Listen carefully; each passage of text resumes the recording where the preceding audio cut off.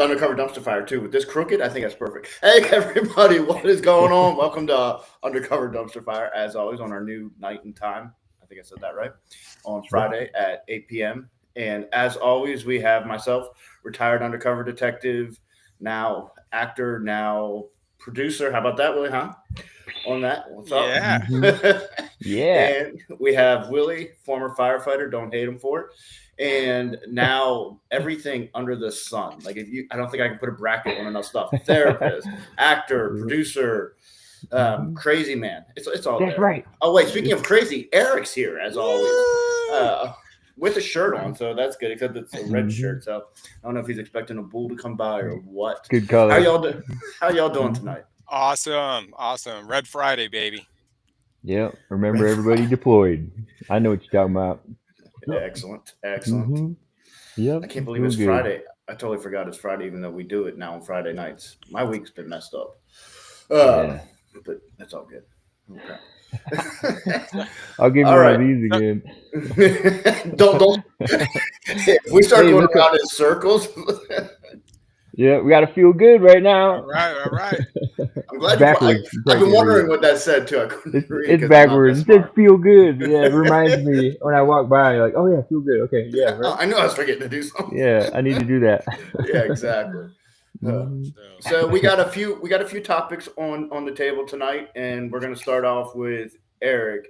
And Eric, I guess, has the I don't want to say coolest, but in a way it is. It's kind of he's got the technology. Let's just get right to it. It is by far the coolest story of the day. All right. And you ruined it with the sunglasses. Unbelievable. It's in honor of my mom's department, Miami-Dade Police Department. They now have started this automated police car that's going to be driving around town and like a Ford Ranger.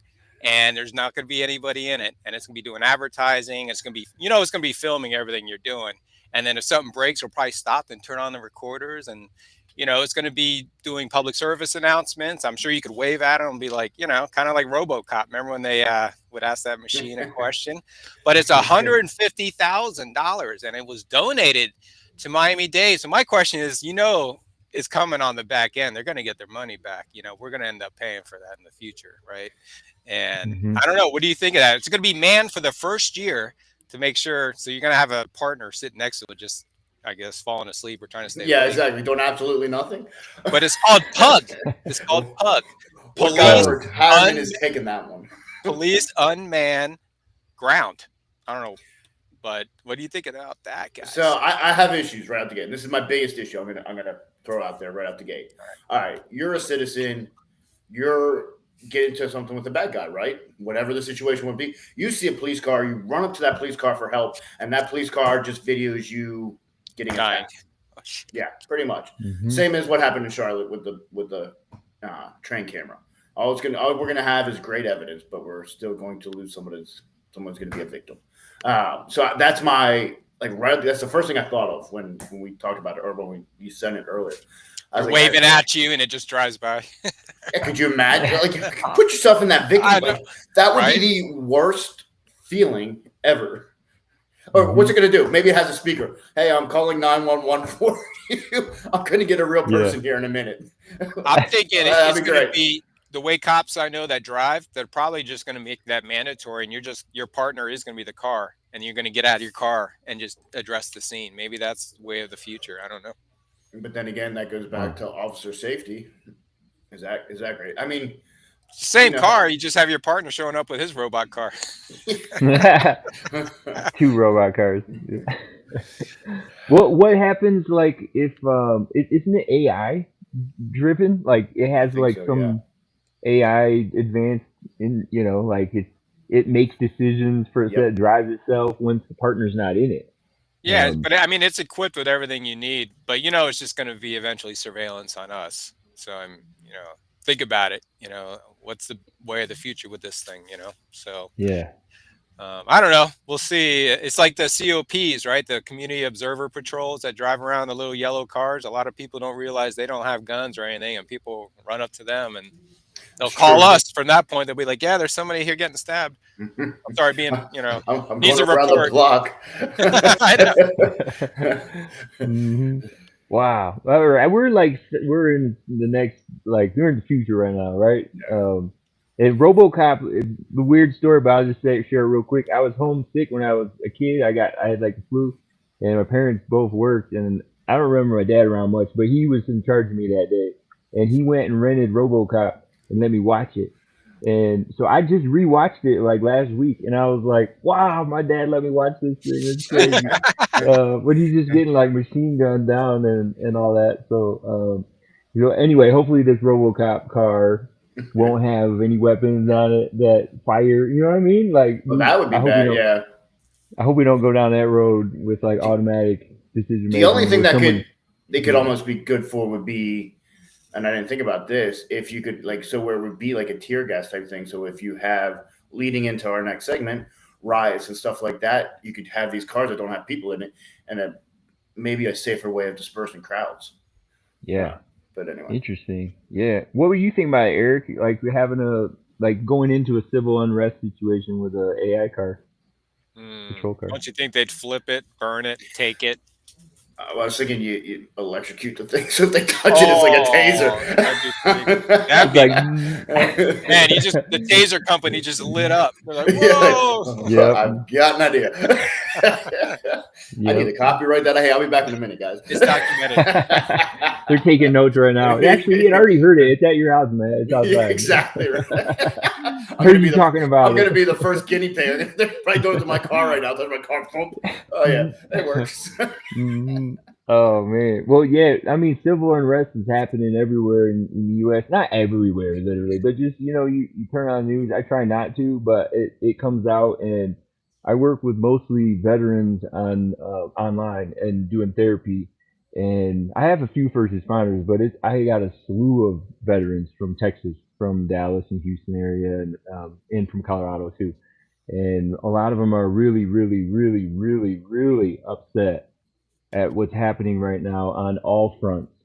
Because you think about these guys, they go off to war, they sacrifice everything to defend our country and what it stands for, and now it feels like the country is being pulled apart. And so the reason I wanted to bring this up is I've had a really hard time holding on to this. I've been talking people off the ledge, and people that are asked because of their job. Now a lot of those veterans go on and become law enforcement, or they get in other elements of government, and then they're in positions today in these cities that have major unrest, and they're having people spit at them and tell them that all the things under the sun. And we're not going to get political on this episode, but I do want to talk about the human factors that are involved. And that's the person, not the role. That's the person that puts the badge on. That's the person that has to show up. That's the person that has a family in the back, at home, and they're doing their job, and they don't always agree with it. And I just want to ask you guys what you think. What would you say or do if you were with one of those people today, or if they were in this room? How would you interact with them? How would you tell them, to be resilient in a way, or what would you do with that? And that's a rough one. And truthfully, there's no easy answer, right? I mean, if there would, it would probably, I guess, already be out there. And this is where I think there's a tendency to be a huge misunderstanding in general. I can, with all honesty, 100% of my heart, tell you that 99% of police officers get into the line of work because they want to help people. They really care about people and they want to help. And imagine having that mindset and then being in situations where it feels anyway like you're hated, like you are absolutely hated, that people think you're worse than Adolf Hitler, right? I mean, people think you're that evil, and in your mind, you're trying to help. Imagine how that's going to spin you, and that can go. I mean, I can speak from experience. That can cause you to go down dark roads, right? Yeah.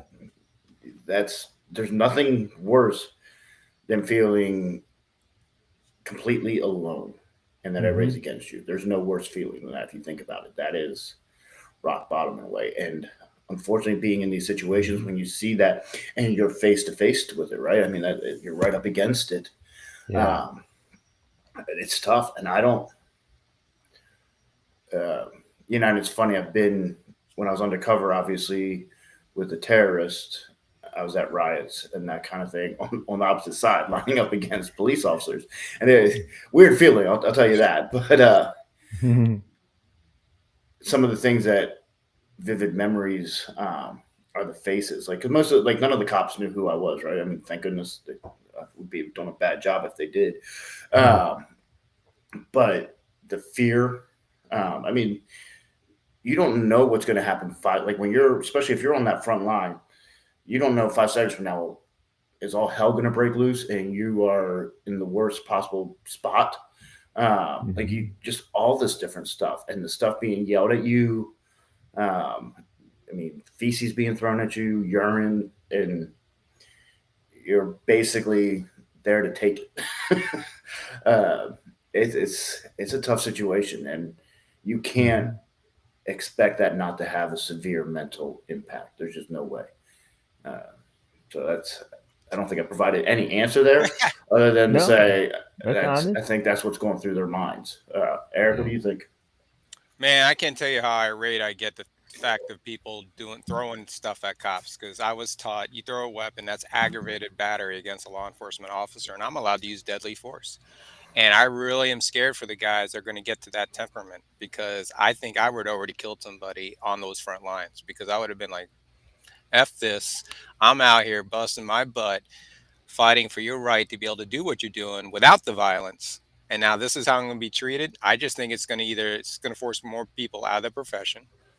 And it's going to probably lead to a lot more violence against the public, unfortunately. And that's not who we're supposed to be having the violence for. It's supposed to be for the bad guys. But if you turn into a bad guy, I'm sorry, man. I'm on the other, very heavy conservative on this. I do not put up with civil unrest like this. If we got to send in the National Guard, we do it, because the city officials have failed us. They failed the police departments. They failed the public servants and everybody of those cities. And I'm tired of it.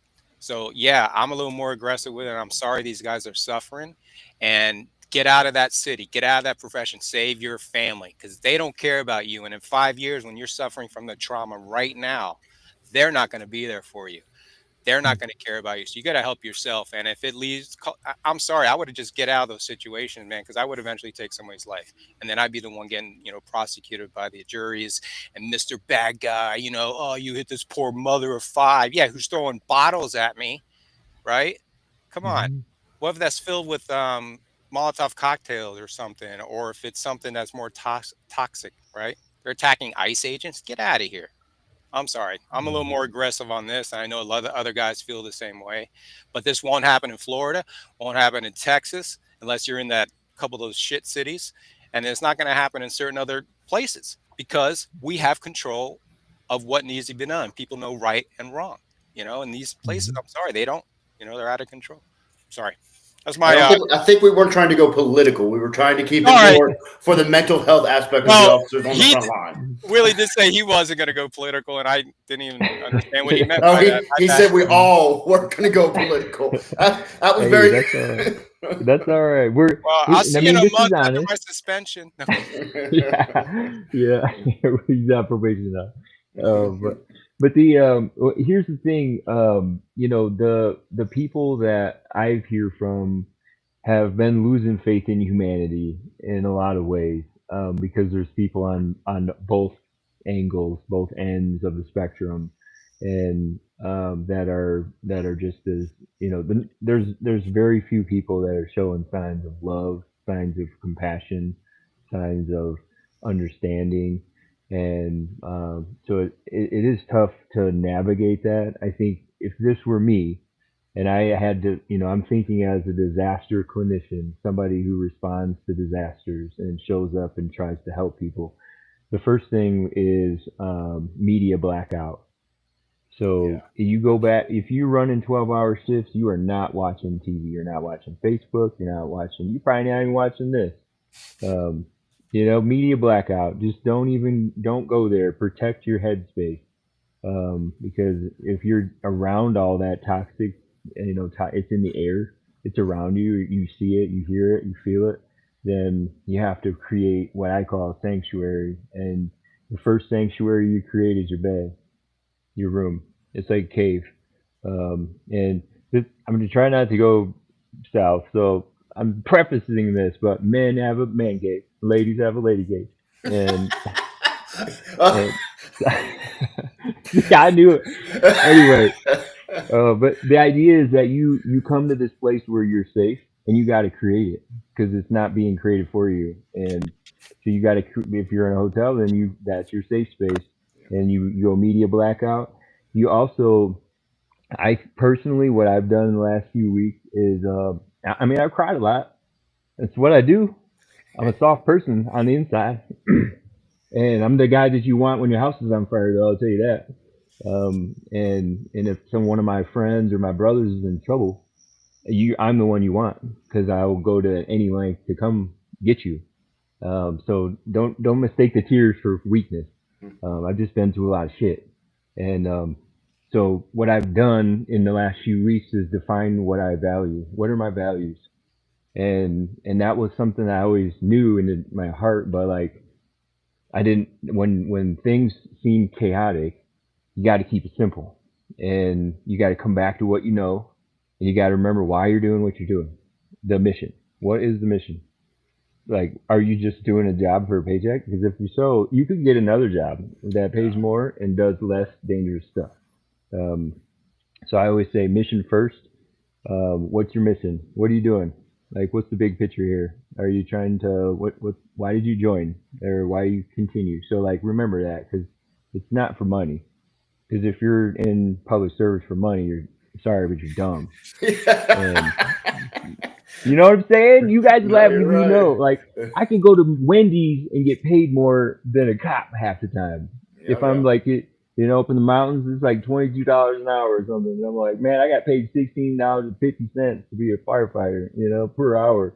This was a while ago, but still, like, it wasn't for money. It couldn't be. And then I always had to have another job, or two or three, so it cannot be for money. It also can't be for the brotherhood, because the brotherhood doesn't always exist, right? Yeah, like, what do you guys think about that? I mean, you're right. I don't think the brotherhood starts when you get in necessarily, but then there is that element then, and then it can betray you and everything else. And that's a tough one. It really is. Because obviously, he's got the thin blue line behind him, Eric does. And, we talk about the thin blue, well, we don't necessarily on the show, but every cop talks about the thin blue line. And that's supposed to be the brotherhood, right? That, there's not many of us, but we'll go through anything together. And I think even in the past 10 years, that's not in a good way, has shifted. Like, it's not there like it used to be. Like, so for multiple reasons, you can't depend on the brotherhood. I mean, it has to be something impenetrable kind of thing. Like, I don't like, I mean, like, so Willie, we talked about this. For me, mine's my faith in God, right? I mean, that's when I need to get grounded and everything else, I'll turn to scripture. I'll pray 1,000 times a day if I have to. But that is how I'm going to get grounded and keep myself in check and not go off. You connect. You get grounded, right? You get grounded in what you believe. On that, but there has to be something extremely strong to get you grounded, right? And unfortunately, I don't think the brotherhood anymore is something you can necessarily count on in that sense. If that made any sense whatsoever. It did. We're missing a mentor program. I don't love all my sisters in blue and red. I mean, we don't have anybody really to look up to. More than that to get through these things. Let's go with that. Yeah. And I think the brotherhood is there too, and sisterhood, or however you want to call it. I can't hear you all. You got to be kidding me. Wait, I hear you. I hear you. So I have no idea. You guys were probably making fun of me this whole time. I don't know what is messed up. And I know you can hear me because you're laughing at me. Now we can. We can hear you. Yeah, well, don't get me wrong. The brotherhood exists, but you have to go through it. Hey, you may get an echo for a second. Sorry if you do. Yeah, no worries. We're Can you hear the me? Undercover Testing Dumpster one. Fire. This is what we do. Hey. We're good. He's back.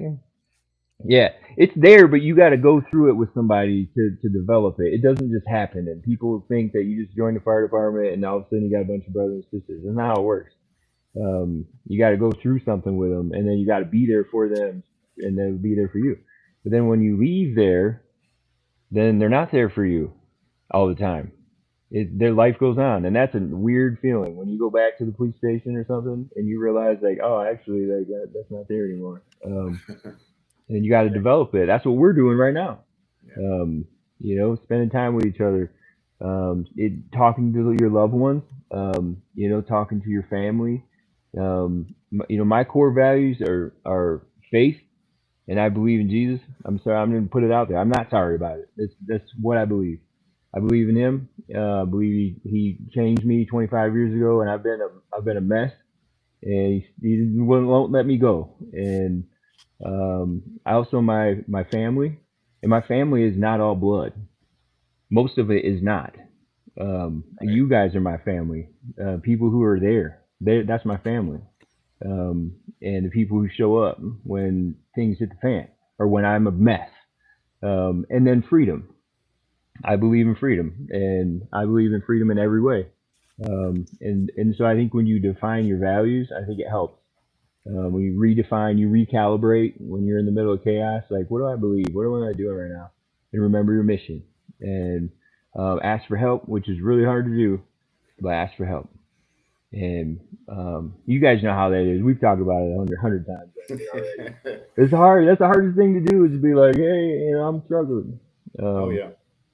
But being silent though, man, you get taken out. If you're a cop and you're on the beat and you're by yourself and you got no radio, you're solo, you're vulnerable, right? Yeah. Same with fire, and you're in the middle of a house fire by yourself, and you're in trouble. So being connected and having relationships, I think, is the key, and it's the key to human factors, like to address the human factors in the middle of civil unrest. And then I just want to add these two things in there. You should respond in love, and that looks a lot of ways. Love for yourself, love for your family, love for others, even in the midst of chaos. And then respond with curiosity. Respond with curiosity. I wonder if this will get better. I wonder what I could do. I wonder if I can turn the TV off and be okay. I wonder if I can get some sleep. Instead of being certain that everyone hates me, the world's going to crap, it'll never get better. That's certainty. They're on opposite ends of the spectrum. So if I can encourage anybody out there listening, be curious right now. If you're in the middle of chaos, you need to be curious. That's the same thing that happened that they found in the middle of Auschwitz, the Holocaust. Yep. I think we talked about that before, yeah. We did, and I keep bringing it up because that's like one of the most terrifying, worst scenarios the world's ever seen. And what they found in that was the people who were curious lived. Not all of them, because it wasn't always up to them, but if they were curious and they wondered how they could get by, then they did. If they were certain they wouldn't get by, they wouldn't.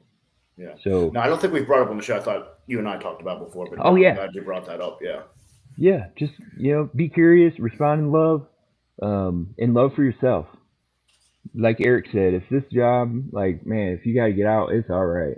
Like, I think after 10 years, if you did 10 years, then you should be ready to find another way out. And we're trying to work on that in the background, building a Skillbridge and different programs and stuff. Yep, peer specialist program. I was saying one of the best things I've done is having a list of 10 guys I reach out to every couple of days, man, and they're loving it. I told them what I'm doing, and I know I haven't followed up with them enough, but now I make a point to have them to call, or I text them or something, and I just share, hey, bro, remember we were talking about blah, blah, blah, or do you see the game last night if he's a sports guy? And just doing that helps me to stay connected too, not only connecting them, but like when I was in that lost space, having a little, as we say, a 38 with the wife, which is a domestic, but nothing, no violence, just all verbal. But anyway, sometimes you need to cool down, but you do feel isolated at that moment because now your family that you're so tight with, now you're mad at them or you're just isolated from them. And that's when your wheels start going, right? So then I'm texting my buddies and, tell them about it. And like, yeah, we know, man, we go through the same thing, and then all of a sudden you're like, all right, things aren't so bad, but make a little list, a short list of your go-to people, and maybe not in your department, maybe somewhere else, a class you went to somewhere, us, the connections that we got, just somebody else to bounce stuff off of. It's so therapeutic, man. Yeah. No, that's cool. And related to that, there's programs that we just did one this week down in Key Largo. They have as a dolphin assisted therapy. And I'll just say, because he's not here, my twin brother, we took him there, and he's a veteran, and we swam around with the dolphins. We met Joe, who's an amazing guy. He's got an amazing story. He was 3 years old, paralyzed on his left side. His mom convinced him that the dolphins could only eat if he fed them with his left hand, so he taught himself how to move again, and he's rehabbed, and now he runs that place. And they do dolphin assisted therapy with people with all kinds of disabilities, and including veterans, and it's at no cost. I got to go. My wife got to go. My brother got to go. It's so cool to see stuff like that. And those things exist, but if we don't look outside the box and what you know already, then you miss it. So shout out to Joe and everybody at the Dolphin Island Dolphin Therapy in Key Largo. Amazing work. And I bought the book, and we're gonna go back and we'll do some videos for them, and we'll get some other veterans to go, because Awesome. if you're a veteran, let's go. What do you guys think about that? No, that's very cool. We do need to work on getting stuff for first responders. That's the same type of thing. Yes. Like I definitely love that they're going for veterans, and I'm not talking about Key Largo in specific, but just more programs like more awareness. I think is what it comes down to. Yeah. Military drives they drive a lot of that. So if it works for military, then hey, first responders are right there too. Yeah. And there's other dolphin places too that and other equine assisted therapies, and there's a lot of things that we really need to look at outside of just talk therapy and medication. Like that doesn't. Yes. We don't want that. So. And then thinking of on a positive note, I'll put the veteran. We're gonna put in some links in our bios and in these videos. So if you want more information, it'll be in these videos. We're gonna put this out, and if you want more information, I'll put it out there. But we're gonna do more support for those kind of programs. And if you know some other ones that do help first responders and veterans, let us know. Yeah, both. That would be great. Yep. Hey, yeah. Yeah, we can go hunting, all kinds of cool stuff, fishing trips, all that stuff's therapeutic, man. Cops and campers. Speaking of which, because we're running out of time, and you brought up Waylon, and that brings me up. What was the text he sent earlier? Who did he get a ride from? And while you're talking about that, give me just a second. I'll let you start talking about it. Yeah, so my twin brother, got an Uber lift. I know he got an Uber ride last night by Lee Bryce, and he's just 30. So, oh my God! I can't see this. Yeah, so Lee, you got to say that. Yep. So we're gonna put this in there too, because Lee Bryce was a 30-year Army veteran, and he was his Lyft driver yesterday, and now he dresses up as Santa.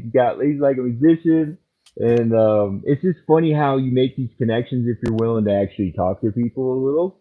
And which is hard to do, but if you're in the Lyft or Uber, a little bit of chit chat, find out, hey, this guy's like a 30-year Army vet.